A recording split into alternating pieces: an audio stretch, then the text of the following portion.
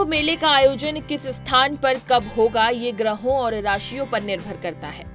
कुंभ मेले में सूर्य, चंद्र और गुरु ग्रहों का विशेष महत्व होता है। जब सूर्य और गुरु एक राशि से दूसरी राशि में प्रवेश करते हैं तभी कुंभ मेले का आयोजन होता है और इसी आधार पर स्थान और तिथि निर्धारित की जाती है। कुंभ मेला सनातन धर्म के सबसे बड़े और सबसे पवित्र धार्मिक आयोजनों में से एक है, जो हर 12 वर्ष में एक बार होता है। ये सिर्फ धार्मिक आयोजन न होकर खगोलीय घटनाओं से जुड़ी एक चिर पुरातन परंपरा है, जिसमें ग्रहों की स्थिति का विशेष महत्व होता है और इसी के आधार पर इसका आयोजन होता है। प्रयागराज में 13 जनवरी से 26 फरवरी तक चलने वाला महाकुंभ 144 वर्षों बाद आया है। सूर्य, चंद्रमा और गुरु यानी बृहस्पति ग्रहों की स्थिति के आधार पर कुंभ का आयोजन होता है और इसी आधार पर स्थान का निर्धारण भी होता है। कुंभ मेले का आयोजन 4 स्थानों प्रयागराज, हरिद्वार, नासिक और उज्जैन में होता है।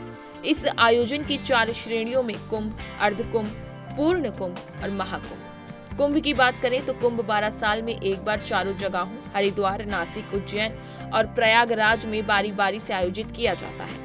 वहीं अर्धकुंभ की बात करें तो अर्धकुंभ का आयोजन सिर्फ प्रयागराज और हरिद्वार में होता है। इन दोनों जगह पर हर 6 साल में एक बार अर्धकुंभ का आयोजन होता है। वहीं पूर्ण कुंभ की बात करें तो पूर्ण कुंभ सिर्फ प्रयागराज में हर 12 साल में एक बार आयोजित होता है। और वहीं आखिर में बात करें महाकुंभ की, तो महाकुंभ एक दुर्लभ आयोजन है जो पूर्ण 12 कुंभ के बाद यानी 144 सालों बाद आता है। इसलिए इस आयोजन को महाकुंभ कहते हैं। ये सिर्फ प्रयागराज में आयोजित होता है, जहां गंगा, यमुना और सरस्वती नदियों का पवित्र संगम होता है। महाकुंभ के दौरान तीर्थ यात्रियों को त्रिवेणी संगम में अनुष्ठान स्नान करके खुद को आध्यात्मिक रूप में शुद्ध करने का अवसर मिलता है। प्रयागराज महाकुंभ में इस बार संगम में पवित्र स्नान के लिए 6 प्रमुख तिथियां निर्धारित हैं।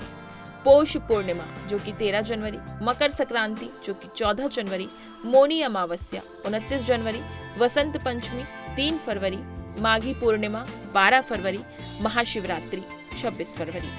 मान्यता है कि इन तिथियों पर गंगा, यमुना और सरस्वती के त्रिवेणी संगम में स्नान अनुष्ठान करने से आत्मा शुद्ध होती है, पापों का प्रायश्चित होता है। सनातन धर्म की रक्षा के लिए 8वीं शताब्दी में आदि शंकराचार्य ने अखाड़ा परंपरा की शुरुआत की थी। कुल 13 अखाड़े हैं जो महाकुंभ में आते हैं और अपना शिविर डालते हैं। स्नान की प्रमुख तिथियों पर ये अखाड़े हाथी, घोड़ा, ऊंट के साथ भव्य जुलूस निकालते हैं। इनसे जुड़े संत, सन्यासी और नागा साधु 17 श्रृंगार करके संगम तट पर आते हैं और स्नान करते हैं, जिसे अमृत राजसी या शाही स्नान नाम से भी जाना जाता है। अखाड़ों के स्नान करने के बाद ही आम लोग संगम में डुबकी लगाते हैं। अमृत या शाही स्नान इस धार्मिक और आध्यात्मिक आयोजन के मुख्य आकर्षण होते हैं। अमृत, राजसी या शाही स्नान, इन नामों के पीछे विशेष महत्व और सांस्कृतिक पृष्ठभूमि है। माना जाता है कि नागा साधुओं को उनकी धार्मिक निष्ठा के कारण सबसे पहले स्नान करने का अवसर दिया जाता है। वो हाथी, घोड़े और रथ पर सवार होकर राजसी ठाठ बाट के साथ स्नान करते हैं। इसी भव्यता के कारण इसे अमृत स्नान यानी शाही या राजसी स्नान नाम दिया जाता है। एक अन्य मान्यता ये भी है कि मध्यकाल में राजा, महाराज साधु संतों के साथ भव्य जुलूस लेकर स्नान के लिए निकलते थे। इसी परंपरा ने अमृत स्नान की शुरुआत की। इसके अलावा ये भी मान्यता है कि महाकुंभ का आयोजन सूर्य और गुरु जैसे ग्रहों की विशिष्ट स्थिति को ध्यान में रखकर किया जाता है। ग्रहों की चाल के आधार पर कुछ विशेष तिथियां पड़ती हैं। मान्यता है कि इन विशेष तिथियों पर पवित्र नदियों में स्नान करने से आध्यात्मिक शुद्धि, पापों का प्रायश्चित, पुण्य और मोक्ष प्राप्ति होती है। इसलिए भी इन तिथियों पर होने वाले स्नान को अमृत स्नान कहा जाता है। महाकुंभ न केवल धार्मिक बल्कि सांस्कृतिक दृष्टि से भी बेहद महत्वपूर्ण है। इसमें अमृत स्नान के साथ मंदिर दर्शन, दान पुण्य और अन्य धार्मिक अनुष्ठान शामिल होते हैं। महाकुंभ में भाग लेने वाले नागा साधु, अघोरी और सन्यासी सनातन धर्म और परंपरा की गहराई और विविधता को दर्शाते हैं। महाकुंभ का यह आयोजन सनातन धर्म की आस्था, सामाजिक एकता और सांस्कृतिक धरोहर का प्रतीक है।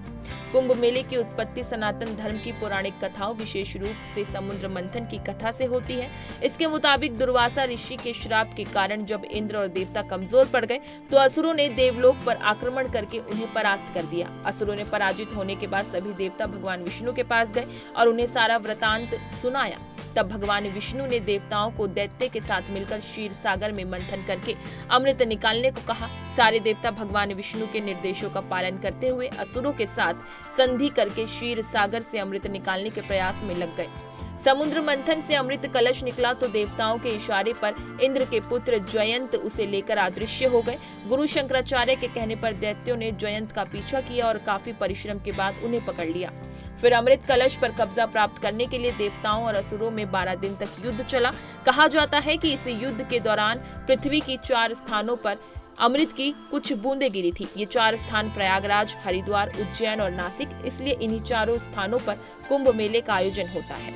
मान्यता है कि देवलोक के 12 दिन पृथ्वी के 12 साल के बराबर होते हैं, इसलिए हर 12 वर्ष में एक बार इन चारों स्थानों पर कुंभ का आयोजन होता है।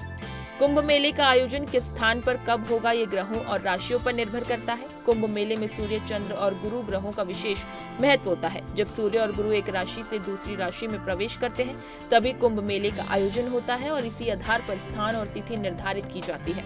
जब गुरु वृषण राशि में प्रवेश करते हैं और सूर्य मकर राशि में, तब कुंभ मेले का आयोजन प्रयागराज में गंगा, यमुना और सरस्वती के संगम पर होता है। जब सूर्य मेष राशि और गुरु कुंभ राशि में प्रवेश करते हैं तब कुंभ मेले का आयोजन हरिद्वार में गंगा नदी के किनारे होता है। जब सूर्य और गुरु का सिंह राशि में प्रवेश होता है तब कुंभ मेला नासिक के गोदावरी नदी के किनारे आयोजित होता है।